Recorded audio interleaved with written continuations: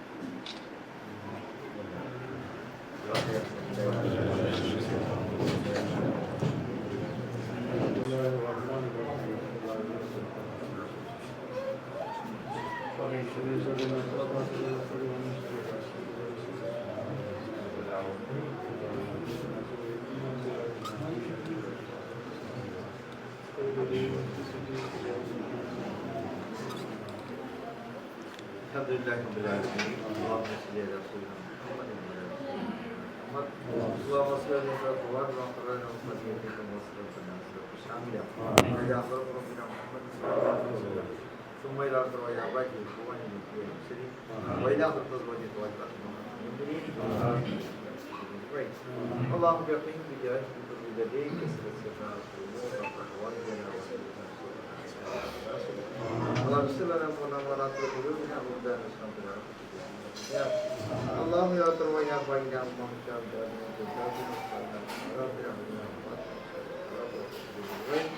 اللهم يا رب تروى يا رب العالمين اللهم كن لهم وارحمهم وارحمهم وفيهم بجاه واسهم بالماء يمكن يتبارك ونحن نبارك باطل دارك من داعي ودخل النار ودخل من تمادهم نرام لخبر ربنا اللهم قبورنا وقبورهم بالمجال اللهم يا اشفى شفاهم واجب بينهم وبين جناتك نعيم ربنا اتنا في الدنيا حسنه ربنا تقبل منا دعاءنا انك انت السميع العليم وتب علينا امين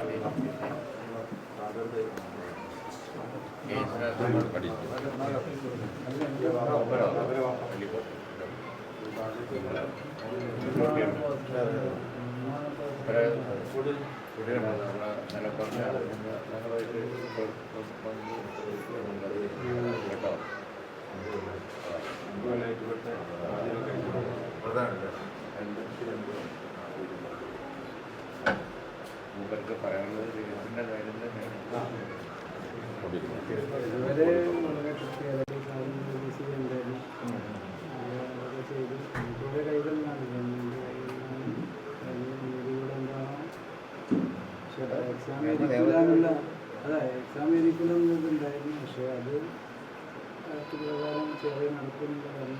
എന്നിട്ട് നമ്മൾ വളരെയേറെ ഒരു വിഷമം എന്തായാലും നഷ്ടപ്പെട്ടു. നമ്മളെ വിഷമം നമ്മുടെ മൈൻഡിൽ എന്താണ് പറയാൻ കഴിയുന്നത്.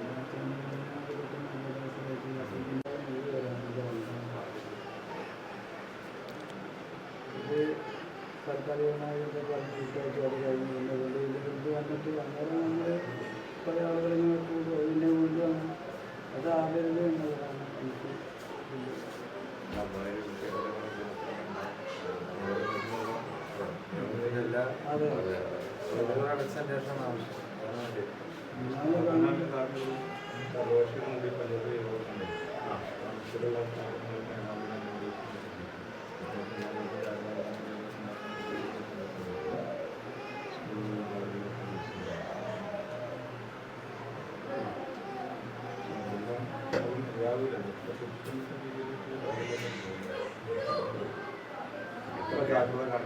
എന്തൊക്കെ വേണ്ടി അപ്പുറത്ത് നോക്കി നമുക്ക് ഇടപെട്ടുകൊണ്ടും ശ്രദ്ധിച്ചുകൊണ്ടും മുന്നോട്ട് പോകാം. അത് സംഗീതം മറ്റുമൊക്കെ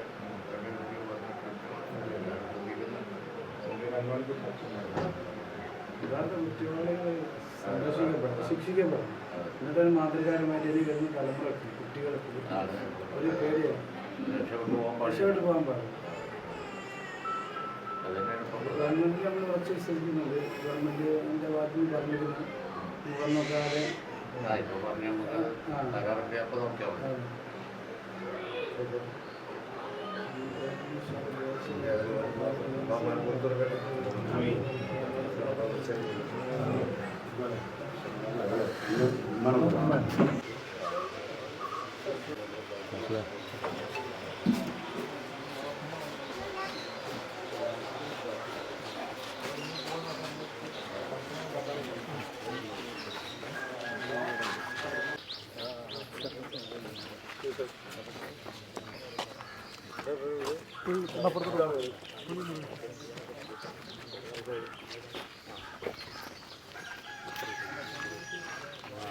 വളരെ ദാരുണമായ സംഭവം.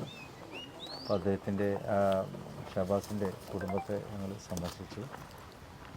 അങ്ങേറ്റത്തെ ദുഃഖഭരിതമാണ്. നമുക്കറിയാലോ, അവരുടെ കുടുംബത്തിൻ്റെ മാത്രം ഒരു ദുഃഖമല്ല, കേരളത്തിൻ്റെ തന്നെ ഒരു ദുഃഖമായി ഈ ഒരു സംഭവം നമ്മുടെ മനസ്സിൽ തികട്ടി വന്നുകൊണ്ടിരിക്കുകയാണ്. ഇനിയും ഒരു ആവർത്തനം ഇത്തരം കാര്യങ്ങളിൽ ഉണ്ടാകാൻ പാടില്ല എന്നുള്ളത് തന്നെയാണ് എല്ലാവരും മനസ്സിലാക്കേണ്ടതെന്ന് തന്നെയാണ്. ഇത്തരം ദാരുണമായ സംഭവങ്ങൾ നമ്മുടെ വിദ്യാലയങ്ങളൊക്കെ കേന്ദ്രീകരിച്ചുകൊണ്ട് നടക്കുമ്പോൾ അത് ഭാവി തലമുറയിൽ ഉണ്ടാക്കുന്ന ഞെട്ടലും അതുപോലെ തന്നെ ഒരു വഴിത്തിരിവും അതൊക്കെ നമ്മൾ കാണാതിരുന്നുകൂടാ. നിയമപരമായിട്ട് തന്നെ ഇതിനെ കർക്കശമായിട്ട് നമ്മൾ നേരിടേണ്ടതുണ്ട്. പഴുതുകൾ അടച്ചുകൊണ്ടുള്ള ഒരു അന്വേഷണമാണ് ഈ ഷഹബാസിൻ്റെ കാര്യത്തിൽ നടത്തേണ്ടത്. കുട്ടികൾക്കും ഇതൊരു മുന്നറിയിപ്പ് ആയി മാറേണ്ടതുണ്ട്. വരും തലമുറക്ക് ഒരു നല്ലൊരു മുന്നറിയിപ്പ് തന്നെ ഉണ്ടാകും. ആ രീതിയിലുള്ള നിയമപരമായിട്ടുള്ള നടപടികൾ ഈ ഷഹബാസിൻ്റെ കാര്യത്തിൽ ഉണ്ടായിരിക്കണം എന്നാണ് നമുക്ക് പറയാനുള്ളത്. അപ്പോൾ പൊതുവെ വിദ്യാർത്ഥികൾ കേന്ദ്രീകരിച്ചുകൊണ്ടുള്ള ഇങ്ങനെയുള്ള സംഭവങ്ങൾ ഇങ്ങനെ കൂടുതൽ ആവർത്തിച്ചുകൊണ്ടിരിക്കുന്നു. ലഹരിയുടെ ആ ഒരു അതിപ്രസരം വിദ്യാലയങ്ങൾ കേന്ദ്രീകരിച്ചൊക്കെ നടക്കുന്നുണ്ട് എന്നുള്ളത് അതൊന്നും നമ്മൾ കാണാതിരുന്ന നിസ്സാരമായി അതിനൊന്നും കണ്ടുകൂടാ. ഇവിടെ അധ്യാപകരും രക്ഷിതാക്കളും സർക്കാരും പൊതുസമൂഹവും മാധ്യമങ്ങളും ഇവരൊക്കെ തന്നെ നമ്മളതിന് നമ്മുടേതായിട്ടുള്ള ഉത്തരവാദിത്തങ്ങൾ നമ്മൾ നിറവേറ്റേണ്ടതുണ്ട്. ഇതിങ്ങനെ വ്യാപിപ്പിക്കാൻ നമ്മൾ അനുവദിച്ചുകൂടാ. ഇതിപ്പോൾ ഒരു ലഹരിയുടെ മറവിലാണ് നടക്കുന്നതെങ്കിലും ഇതിന് ഇരകളാകുന്നവർ ലഹരി ഉപയോഗിക്കുന്നവരൊന്നും അല്ല എന്നുള്ളതാണ്. സമൂഹത്തെ മുഴുവനും ഇത് ബാധിക്കുന്നു എന്നുള്ളതാണ്. അപ്പോൾ അതിനൊരു തടയണമെങ്കിൽ എല്ലാവരും, എല്ലാ അധികൃതരും അതുപോലെ തന്നെ പൊതുസമൂഹവും മാധ്യമങ്ങളും രക്ഷിതാക്കളും എല്ലാവരും ഈ കാര്യത്തിൽ വളരെ ഗൗരവത്തോടെ തന്നെ കാര്യങ്ങൾ കണ്ടുകൊണ്ട് മുന്നോട്ട് പോകേണ്ടതുണ്ട്. പിതാവിൻ്റെ വികാരവും അതുതന്നെയാണ്. തങ്ങളോടിപ്പോൾ പിതാവ് പറഞ്ഞത് അതിനെതിരെ ഇതിൽ ഉൾപ്പെട്ട ആളുകൾ ഒരു വിധത്തിലും രക്ഷപ്പെട്ടു പോയിക്കൂടാ, ഇതൊരു മാതൃകയാവണം എന്നുള്ളതാണ്. ഇപ്പോൾ ഇതിനകം അന്വേഷണം നടക്കുന്നുണ്ട്, ഞങ്ങളും അത് വാച്ച് ചെയ്യുകയാണ്, നേരാവണ്ണം കാര്യങ്ങൾ പോകുന്നുണ്ടോ എന്നുള്ളത്. നിയമസഭക്കകത്തും പുറത്തുമൊക്കെ ഞങ്ങളെടുത്തിരിക്കുന്ന സ്റ്റാൻഡും അത് തന്നെയാണ്. തങ്ങളോട് ഇപ്പോൾ കുടുംബം പിതാവ് പ്രത്യേകിച്ചും പറഞ്ഞത് ഇതാണ്, ഇതിൽ മാതൃകാപരമായ നടപടികൾ ഉണ്ടാവണം, അത് സമൂഹത്തിന് ഒരു മാതൃക ആവണം. അതാണ് അവരുടെ വികാരം, മറ്റൊന്നുമല്ല. ഇപ്പോൾ അവരുടെ വികാരം അതാണ്. ഇത്തരത്തിലുള്ള ക്രൂരകൃത്യം ചെയ്ത ആളുകളെ അവരെ വെറുതെ വിട്ട് പോകുന്നത് ശരിയല്ല, അത് ഉണ്ടാവരുത് എന്നുള്ളതാണ്. ഈ ലഹരിയെ പിടിച്ചു കെട്ടുന്നതിൽ ഈ സ്കൂളിലെ വിദ്യാർത്ഥികളെ കൃത്യമായി മോണിറ്റർ ചെയ്യുന്നതിലൊക്കെ സർക്കാരിൽ വീഴ്ച സംഭവിക്കുന്നുണ്ട്. ഇപ്പോൾ ഈ കോഴിക്കോട് ജില്ലയിൽ 450-ലധികം സ്കൂളുകൾ ഗവൺമെൻറ് എയ്ഡഡിലുണ്ട്. അതിൽ പക്ഷേ 100-ൽ താഴെ കൗൺസിലർമാരാണ് ഈ ഓരോ സ്കൂളുകളിലും ഉള്ളത്. അതൊരു വലിയ വീഴ്ചയായിട്ട് തോന്നുന്നുണ്ടോ? അല്ല, ഞങ്ങൾ നിയമസഭയിലൊക്കെ നടന്ന ചർച്ചയിൽ നിങ്ങൾ കണ്ടല്ലോ, ലഹരിയെ ഇപ്പോൾ പിടിച്ചു കെട്ടാൻ കഴിഞ്ഞിട്ടില്ല, അതൊരു വസ്തുതയാണ്. ഇത്രയധികം ലഹരി വ്യാപകമായ ഒരു കാലഘട്ടം ഉണ്ടായിട്ടില്ല. ഇതൊക്കെ ഒരു സംഭവമാണ്. തങ്ങൾ പറഞ്ഞില്ലേ, ഇപ്പോൾ ലഹരി ഉപയോഗിക്കാത്തവനെയാണ് ഇത് ബാധിക്കുന്നതെന്ന് പറഞ്ഞില്ലേ, അത് കണ്ടില്ലേ, സമൂഹത്തെ മൊത്തം ബാധിക്കുന്ന തരത്തിലേക്ക് ഇത് പോയിരിക്കുകയാണ്. അത് വളരെ ഗൗരവമുള്ള പ്രശ്നം. ഇങ്ങനൊരു കാലഘട്ടം കേരളത്തിൽ ഉണ്ടായിട്ടില്ല. ഇത് വല്ലാത്തൊരു സ്ഥിതിയാണ്. അതിനെതിരായി ജനരോഷം ഉയരേണ്ടതുണ്ട്, അതുപോലെ തന്നെ നടപടികൾ ഉണ്ടാകേണ്ടത്. അവരിപ്പോൾ നല്ല ചർച്ച നടന്ന അതുകൊണ്ടൊന്നും കാര്യമില്ല. ലഹരിക്കെതിരായി എപ്പോഴും നടപടിയാണ് വേണ്ടത്. ഭരണക്കാർ ചെയ്യേണ്ടത്, ഭരിക്കുന്നവർ ചെയ്യേണ്ടത് നടപടിയാണ്. നടപടിയിലൂടെ മാത്രമേ ഉണ്ടാവുള്ളൂ, അല്ലാതെ ഉപദേശിച്ചതുകൊണ്ടൊന്നും മാറില്ല. ലോകത്തുള്ള എല്ലാ രാജ്യങ്ങളിലും അങ്ങനെ തന്നെ വലിയ ശിക്ഷയാണ്, നടപടിയാണ്. നടപടിയുടെ കുറവാണത്. അത് തന്നെയാണ് ഞങ്ങളെടുത്ത സ്റ്റാൻഡ്, അത് തന്നെയാണ്. സമൂഹം തന്നെ ഇതിൽ ഉണർന്ന് പ്രവർത്തിക്കണം എന്നുള്ളതാണ്. ഇതിപ്പോൾ എൻ്റെ കുട്ടി ലഹരി ഉപയോഗിക്കില്ല, ഞാൻ ലഹരി ഉപയോഗിക്കുന്നില്ല എന്ന് വിചാരിച്ചിട്ട് ഇതൊന്നും നമ്മളെ ബാധിക്കില്ല എന്ന് പറഞ്ഞ് നമ്മൾ മാറി നിന്നുകൂടാ. ഇത് ബാധിക്കുമ്പോൾ ഇത് എല്ലാവരെയും ബാധിക്കുകയാണ്. സമൂഹത്തിൽ എല്ലാവരെയും ബാധിക്കുന്നൊരു വിഷയം എന്നുള്ള നിലക്ക് എല്ലാവരും ഈ കാര്യത്തിൽ ഒറ്റക്കെട്ടായിട്ട് നിൽക്കണം. വീടുകളിൽ തന്നെയാണ് ഇത് തുടങ്ങേണ്ടത്. വീടുകളിൽ തന്നെ നമ്മൾ കുട്ടികൾക്ക് കർക്കശമായിട്ടുള്ള മുന്നറിയിപ്പ് കൊടുക്കണം. പലരും അഭിപ്രായപ്പെട്ട് കുട്ടികളെ വടി ഇപ്പോൾ തലാൻ അനുവദിക്കുന്നില്ല എന്നുള്ളതാണ്. ഈ കുട്ടികൾ, പ്രത്യേകിച്ച് കുട്ടികൾ തെറ്റ് ചെയ്യുമ്പോൾ വടി ഉപയോഗിക്കുക തന്നെ വേണം. ആ ചെറുപ്പം മുതൽക്ക് തന്നെ നമ്മൾ അവരതിൽ നിന്നും പിന്തിരിപ്പിക്കാൻ തന്നെ അത് വളർന്നു വരുമ്പോൾ അതിൻ്റെ ഒരു മാറ്റമൊക്കെ ഉണ്ടാക്കാൻ പറ്റുള്ളൂ. അല്ലാതെ വളർന്നു വരുമ്പോൾ ലാത്തി ഉപയോഗിച്ച് ഇത് മാറ്റാൻ പറ്റുമെന്ന് തോന്നുന്നില്ല. ചെറുപ്പത്തിൽ തല്ലേണ്ട, വടി ഉപയോഗിച്ച് തല്ലിക്കൊണ്ട് മാത്രമേ ഇങ്ങനെയൊക്കെയുള്ള ഇതിൽ നിന്നും ചെറിയ തലമുറ നമുക്ക് രക്ഷപ്പെടുത്താൻ പറ്റുള്ളൂ.